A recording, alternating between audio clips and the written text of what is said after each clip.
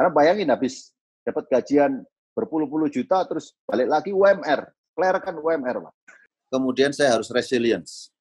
Jadi nggak boleh patah semangat, patah arang. Kejar aja terus. Kan nggak ada yang nggak bisa. Semuanya bisa. Jadi bagi saya, title itu hanya title saja. Namun pekerjaan kita yang harus deliver. Sehingga perusahaan itu appreciate dan bisa promosi kita.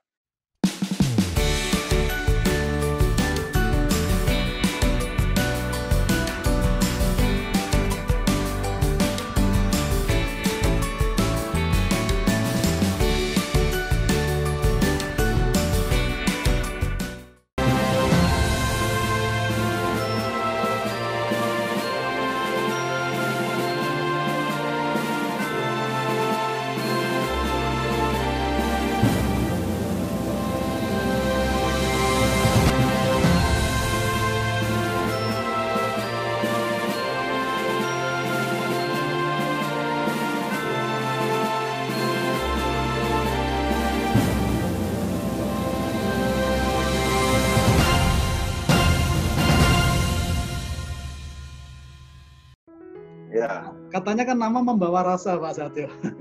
Gimana Swasono Satyo itu ternyata ada artinya apa ya? Swasono, selalu berwibawa, seperti nggak pernah sopan dan nggak pernah sembrono, katanya Pak. Iya. Nggak tahu itu dari mana. Sopan, nggak pernah sembrono. Satyo, semangat dalam makaryo. Semangat dalam makaryo. Bapak lebih pintar dari saya itu. Kalau orang Jawa kan makaryo ya Pak katanya. Ya, makaryo. Ya, kuncinya ya kita harus mau kerja apapun, Pak. Kerja apapun. Menarik nih. Ya, maksud saya dulu itu orang sales, Pak, orang bisnis, Pak. You don't believe, Pak. Right? Bapak orang sales. Saya jualan obat dulu, Pak. Oh ya. Jadi ya saya jadi detailer atau farmasi itu apa namanya itu, detailer ya, detailer obat. Jadi kerjaan saya itu jual-jual obat. Wow. Pagi, siang, malam, Pak, sampai jam 3. Nah, itu yang membuat yang membuat hidup saya itu jadi cukup tough dan harus independen dan yakin kekuatan itu ada di tangan. Nah, ini yang kadang-kadang teman-teman tuh kalau dikasih tugas sudah nyerah. Kalau saya apa aja saya jalanin, Pak. Akhirnya luar biasa. Saya diterima ya di salah satu perusahaan. Pekerjaannya bukan HR, Pak. Karena saya sales, saya disuruh merapikan seluruh proses. Mulai dari salesman, mulai dari keluar barang gudang dari pabrik sampai ke pelanggan. Jadi otomatis saya belajar apa aja itu? Procurement, ya kan? Logistik, right? Yeah. Kemudian ada supply chain di sana. Kemudian ada sales, ada invoice, kemudian ada tagihan kan, collection. Kemudian saya juga belajar transportasi, karena mau nggak mau nih ada transport management. Itu semua saya belajar, Pak. Saya pernah ditempatkan di general services, ya di gudang, kemudian di bengkel, Pak. Tuh, ini gemuk semua, kotor semua, Pak. Ya kan? Nah, sampai akhirnya saya dipercaya menjadi personalia. Nah, ketika saya menjadi personalia, zaman tahun 90-an itu kan HR belum ada, Pak. Yang ada personal manager. Iya. Nah, itu saya dikasih tugas personalia. Nah, mulai di situ saya mulai banyak belajar mengenai personalia, rekrutmen, training. Dan itu keliling semua, Pak. Nah, nanti yang tadi saya bilang, secret ketiga itu, kalau dikasih tugas, nggak boleh pilih-pilih. Harus dikerjakan semua, ya kan? Di level sekarang, definisi sukses untuk Pak Satyo itu apa, Pak? Jadi kalau sukses itu kan sebetulnya bagian dari kegagalan, Pak. Wah. Kalau kita nggak pernah gagal, waduh, ya nggak akan bisa sukses. Nah, artinya apa? Saya punya prinsip begini. Seperti ini ya. Do common things uncommonly well. Do common things itu artinya lakukan hal itu yang biasa-biasa saja. Oke. Tidak perlu rocket science. Oke. Tidak perlu setinggi-tinggi gunung. Tetapi hasilnya harus luar biasa. Wah. Kenapa? do common things uncommonly well itu menjadi semangat kita. Karena kalau kita terlalu tinggi, ya, terus akhirnya kita akan demotivasi, Pak. Sehingga akhirnya kita nggak bisa mencapai kesuksesan tadi. Padahal do common things saja kita banyak gagal. Nah, resep yang paling gampang ya lakukan hal yang biasa. Dengan begitu kalian percaya kan, sehingga memotivasi kalian untuk mencapai hasil yang luar biasa. Hasilnya harus luar biasa. Jadi kegagalan itu bagi saya sesuatu yang memang harus dilalui, karena dari kegagalan itu kita tahu mana yang bisa membuat kita stepping stone kita untuk naik. Jadi melihat diri sendiri nih, kelemahan saya apa, kemudian saya harus perbaikin. Nah itu pernah Pak, saya punya dulu saya waktu di masa kuliah ya sampai saya bekerja. Pada waktu ada krisis Pak. Krisis dulu tahun 98 masih ingat ya? Iya betul. Itu saya habis, semuanya habis. Jadi karir saya dari nol lagi Pak. Karena saya punya usaha itu dibakar habis oleh masyarakat. Mobil saya ada sekitar 70-an itu habis semua Pak. Kemudian saya bangkit lagi dari bawah tuh. Saya masuk perusahaan lagi, padahal title saya waktu itu sudah kira-kira sudah mendekatin GM ya, senior manager lah di tahun 98. Begitu habis, karena saya rumah nggak ada, semua nggak ada Pak, dibakar habis. Saya apply lagi, kalau saya ingat tuh saya apply di Teh Botol Sosro. Ya itu direkturnya pada waktu itu Pak Handoyo, sekarang udah pensiun Pak Handoyo. Ya. Itu saya masuk lagi Pak, tahu nggak sebagai apa? Sebagai clerk. Wah. Nah, prinsip yang tadi dong. Kerjaan apapun harus mau. Jadi saya dari bawah lagi itu. Luar biasa. Tahun 2000 itu dari bawah lagi, dari clerk, Pak.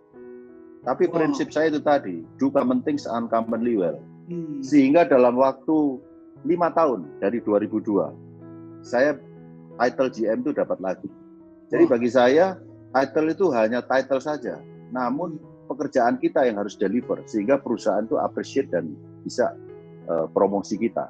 Wah, itu menarik Pak. Nah, kalau saya coba bayangkan di posisi Bapak sangat challenging ya. Gimana caranya Pak? Ketika itu benar-benar posisi jatuh ya. Gimana caranya bisa balik mengumpulkan semangat untuk melangkah lagi Pak? Ya, itu nggak banyak orang bisa terus terang. Jadi itu sikap humble. Kemudian pasrah ya, pasrah artinya ya menerima apa yang ada, kemudian berusaha bangkit dengan segala energi yang kita punyai. Jadi kemampuan untuk learning juga harus ada Pak, karena ketika Bapak masuk di level bawah lagi, itu motivasi Bapak, psikologi Bapak itu drop banget. Betul. Dari Bapak bisa beli apa-apa, sekarang nggak bisa beli apa-apa.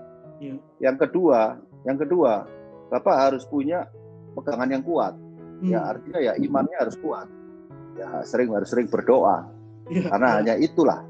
Karena bayangin habis dapat gajian berpuluh-puluh juta terus balik lagi UMR, clear kan UMR Pak. Wah luar biasa Pak, ya. Ya.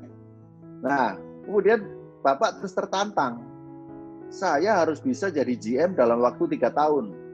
Ketika saya clear gimana caranya? 3-4 tahun. Kemudian setelah GM Bapak harus punya asumsi 2 tahun harus jadi director. Nah, itu harus termotivasi. Nah, ini biasanya kegagalan ini orang tidak mau belajar, Pak. Kalau saya apa yang saya mau ya dengan prinsip do common things tadi itu saya kejar, Pak. Karena tidak ada yang nggak bisa di dunia ini. Jadi mesti belajar terus, karena naik satu level itu berat. Beratnya apa adalah yang membuat problem solving. Bapak yakin tidak ada yang nggak bisa, Pak? Apa yang meyakinkan Pak Satyo? Jadi saya selalu percaya bahwa kita hidup ini at the end itu ada di tangan kita, bukan orang lain. Kita nggak bisa ngarapin orang lain, kecuali orang tua kita itu milioner ya. Nah kalau orang tua kita biasa-biasa saja ya tangan kita. Makanya harus sekuat tenaga. Bapak kalau saya lihat saya sekarang udah usia 50-an ya, tapi saya masih belajar. Tuh. Nah, itu yang harus dikejar. Jadi dengan belajar terus melihat best practice, pengalaman itu akan menjadi kunci sukses kita. Wow, amazing Pak. Pak, saya tertarik Pak, ketika Bapak jadi clerk itu ya, rasanya gimana Pak waktu itu Pak? Ya kalau menyendiri Pak ya, nangis Pak. Jadi waktu saya sebelum krisis itu kan saya director Pak, punya usaha sendiri, owners dan sebagainya. Bisa makan, bisa beli apapun, naik mobil pakai AC. Ketika saya jadi clerk, itu saya naik mobil box. Karena saya nggak ada duit. Mobil box itu adalah mobil box rekanan bisnis saya dulu. Jadi kebetulan arahnya sama ke Bekasi Pak. Nah, jadi kalau Bapak tanya, pada waktu sendirian nangis Pak. Tapi kalau saya ketemu Pak Handoyo di Teh Botol Sosro ya harus agak berani gitu kan. Memberi contoh yang baik karena saya ada modal leadership kan. Jadi cepat saya karir saya. Saya gabung balik ke terus saya gabung ke global company, masuk di Kraft Heinz ya. Nah, disitulah terus saya kejar yang tadi saya mauin, saya harus segera jadi GM, VP, terus director gitu Pak. Jadi Bapak punya goals yang jelas untuk menaiki tangga itu ya Pak ya? Ya, jelas itu Pak. Jadi belajarnya harus cepat Pak. Saya keinget lagi prinsip Bapak tadi, do common thing uncommonly well gitu ya. Ya, saat di proses tadi mencoba bangkit Pak, tepatnya di lapangan seperti apa Pak? Do common thing uncommonly well-nya itu apa? Mungkin ketika pas kerja atau di luar jam kerja itu seperti apa Pak yang Bapak lakukan? Jadi begini Pak, misalnya kita bicara dengan BOD itu kan tidak bicara teknis ya. Itu kalau BOD biasanya bicara mengenai prinsip, idea, kemudian juga bicara mengenai bagaimana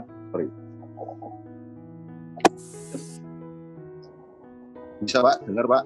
Yes, dengar Pak. Ya. Biasanya kalau dengan BOD itu bicaranya adalah strategic values, stakeholder values, prinsip, tujuan. Nah, ketika kita deploy ke bawah, keluar dari ruangan bos ke bawah, jangan pakai bahasa langitan itu. Nggak bakal ngerti dan malah bikin stres Pak. Jadi maksudnya do common things itu yang ada aja di depan mata ini apa. Kemudian mengajak bersama-sama, karena tangan kita dua, mengajak bersama-sama supaya bisa mencapai yang dimaui BOD tadi. Jadi kalau di lapangan ya ngopi bareng, duduk di warung, ya ngomongnya kalau bisa bahasa lapangan gitu Pak. Banyak mendengar gitu Pak. Ya, dan pengalaman Bapak sangat membantu kita jangan ya. Banyak terlalu ngomong. Ya, banyak mendengar Pak. Ya mungkin karena humble tadi. Kalau nggak humble kan kita banyak ngomong Pak. Iya betul. Challenging sekali Pak. Banyak mendengar itu susah loh. Kadang-kadang kita emosi mau ngomong kan. Iya. Nah dengan banyak mendengar, kita bisa tahu proses yang ada di bawah Pak. Nah terus kemampuan kita untuk menginfluence, merubah proses itu. Sehingga proses itu bisa sesuai keinginan BOD. Banyak orang yang gagal di sini, Pak. Mereka menganggap dirinya pintar, mereka menganggap best practice yang dia bawa dari kampus, dari perusahaan yang lama itu cocok diterapkan. Padahal salah. Setiap perusahaan punya diri. Dan itu nggak bisa dilawan. Nah ini yang kadang-kadang orang gagal, pintar di tempat lain, tapi di perusahaan berikutnya dia nggak bagus performance. Nah itu Pak. Wah. Ya mindset lah, itu mindset Bapak itu, mindsetnya harus dirubah. Makanya disebut mindset Indonesia. Amin. Pak Satyo, dari Bapak tadi naik sampai direktur, turun lagi ya, turunnya bukan kepleset, tapi benar-benar jatuh ya. Kemudian naik lagi. Habis Pak. Luar biasa. Nah ini gini Pak, ada istilah mengatakan success to succeed ya, you must pay the price. Nah, Bapak bayar harganya apa Pak? Dari yang jatuh tadi sampai naik lagi tuh bayar harga apa supaya bisa dapat yang seperti sekarang? Simple Pak. Jadi bayarnya adalah saya nggak boleh putus asa. Saya harus punya bounce back yang bagus, Pak. Saya harus punya resilience yang bagus. Dan karena saya punya winning spirit. Jadi winning spirit, ya kan? Kemudian saya harus resilience. Jadi nggak boleh patah semangat, patah arang. Kejar aja terus. Kan nggak ada yang nggak bisa. Semuanya bisa. Ini Bapak challenge sekarang. Oke Pak, Bapak coba belajar finance. Saya kan belajar finance, Pak. Nah, itu loh, Pak. Model-model kayak begitu ya kadang-kadang susah buat orang yang kadang-kadang silo ya, dia hidup dalam dunianya, nggak mau men-challenge dirinya. Seberapa tinggi dia bisa lari ya. Iya. Gitu, Pak. Jadi kalau berapa harga yang dibayar, ya itu sampai ke ujung pun saya akan laluin. Wah. Dan itu menjadi kayak semangat patriotisme, Pak. Wah. Ya. Luar biasa ini ya. Pak Satyo tadi semangat dalam makaryo. Waduh. Ya. Saya belum cerita ya, saya dulu ikut ini Pak, survival. Survival 3 bulan, di mana Pak? Di Kompleks Marinir, Surabaya. Wah. Ya, dilatih sama marinir. Nah, itu yang tadi itu saya bilang, bounce back, winning spirit, sama resilience Bapak. Itu dilatih. Tidur cuma 2 jam sehari. Wah. Push up 150 sehari. Waduh.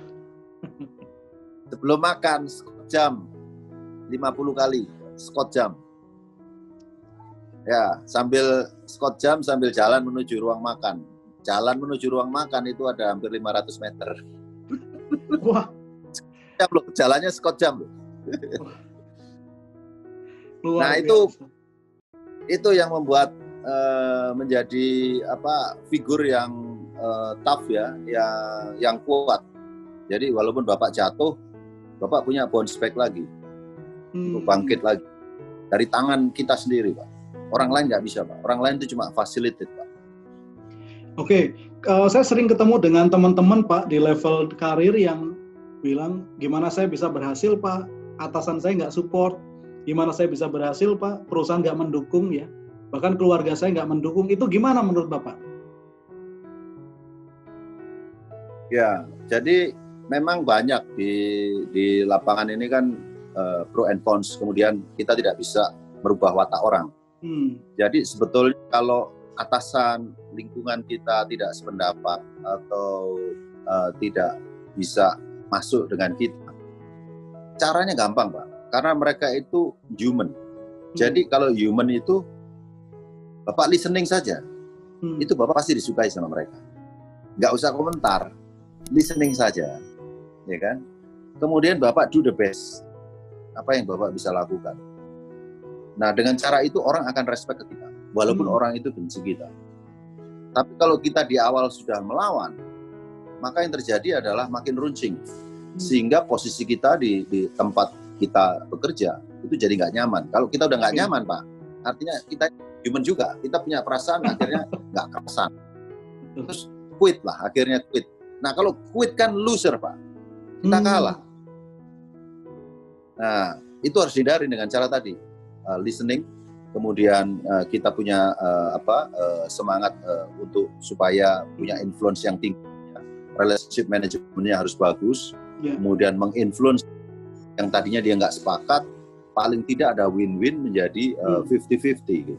Cara kita pakai, terus cara kita, Pak. Gitu. Nah itu yang kalau nggak humble nggak bisa, karena kita anggap teori kita paling benar. Saya bukan teori, Pak. Jadi kadang-kadang nggak cocok di buku. Sesuatu yang ya. Pak Satyo, saya akan memberikan beberapa pasang kata, Pak. Beberapa pasang kata, Bapak milih salah satu ya. Misalkan ada kata A, kata B, Bapak pilih yang mana aja secara cepat. Ya. Oke. Rencana atau action, Pak?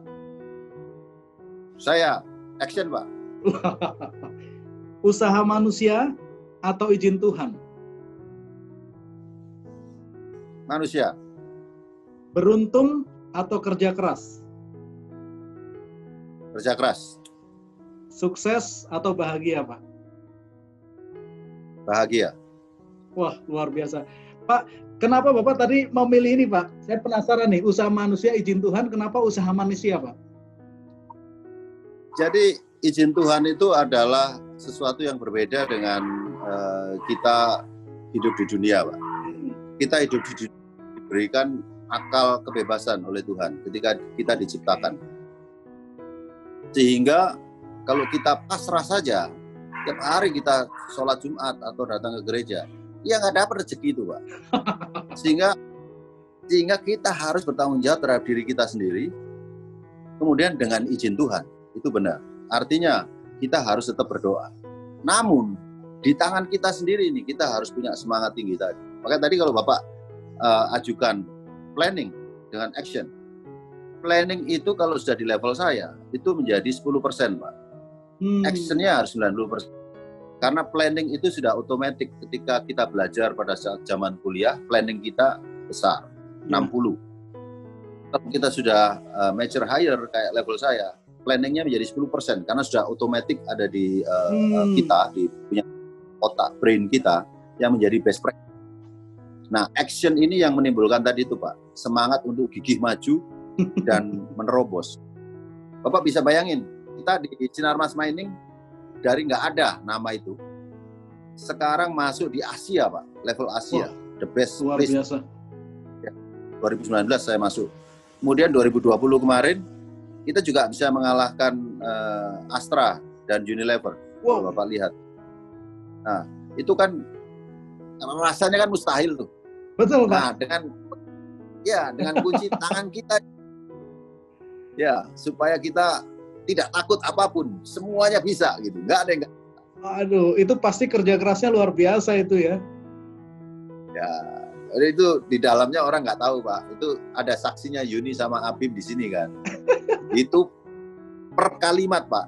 Per kalimat itu saya masuk loh, Pak. Karena saya dulu orang operation, jadi saya sangat detail sekali untuk melihat kata-kata per kalimat dan koneksitas. Karena ujinya itu kan banyak, ada kalau nggak salah yang dewan penguji ada 8 orang ya. Masing-masing melihat dari proses, dari teknologi, dari change management. Itu semuanya dilihat. Dan itu perjuangannya siang malam. Pada waktu kita buat RPA itu kan nggak one night stand, Pak.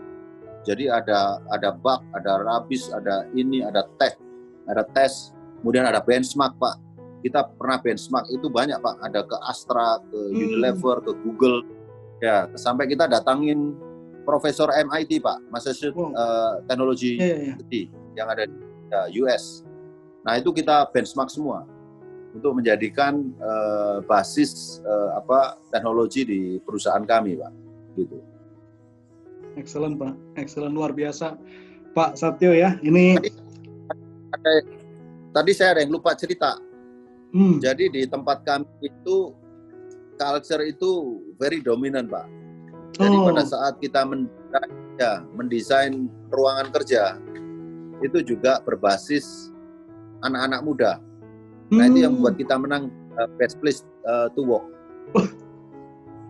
Jadi modelnya udah kayak Google Office lah. Ada tempat untuk olahraga, fitness, ya, ngobrol, kafe, udah bukan kayak kantor, Pak. Padahal bisnisnya ini ya, mining ya. Ya, mining kan.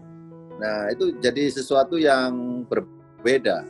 Betul. Sebetulnya mining itu ya bisnis linknya banyak, Pak. Jadi ada aset, ada private equity, ada financial service, ada bank, ada insurance, Pak. Ya. Teknologi. Luar biasa, Pak. Oke, Pak Satyo, seandainya ada orang yang sedang berkarir ya, kemudian pingin berhasil seperti Pak Satyo sekarang, saran apa yang akan Bapak berikan kepada mereka, Pak? Pertama, mereka harus punya dream. Kalau nggak punya dream, misalnya saya mau jadi manajer dalam waktu 3 tahun, itu harus punya, Pak.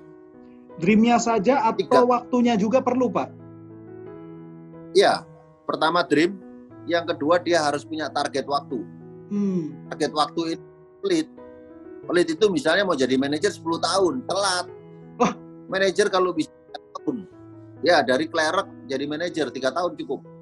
Wah, oke. Kemudian ya, jadi GM 2 tahun, 5 tahun dan kan. Jadi director 7 tahun. Dari clerical menjadi director harus 7 tahun. Gimana caranya? Nah, itu dulu Pak, dream dan time. Yang ketiga, harus belajar. Karena untuk jadi manajer dalam waktu 3 tahun nggak gampang loh Pak. Betul. Karena harus belajar problem solving, decision making, metodologi. Harus belajar terus. Jadi kalau perlu materi S2 harus dipelajarin. Misalnya belajarnya dari mana Pak? Kan banyak sekarang, ada online learning, ada macam-macam. Kalau zaman dulu, ya terpaksa ke Gramedia, nyolong-nyolong itu Pak. Nggak beli tapi baca gitu Pak. Karena saya dulu suka hobi Pak, baca-baca itu. Jadi kalau Bapak tiba-tiba diangkat jadi GM, terus Bapak belum siap, itu bahaya. Karena apa? Dari manajer ke GM itu beda banget. Karena di level GM Bapak harus tahu semuanya.